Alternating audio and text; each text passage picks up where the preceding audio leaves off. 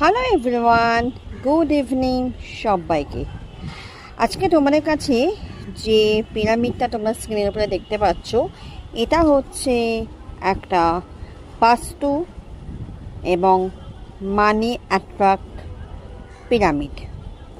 এই পিরামিডটা যদি তোমরা বাড়িতে স্থাপন করো, কিভাবে স্থাপন করতে হবে ডেফিনেটলি আফটার পারচেস গাইড করে দেওয়া হবে।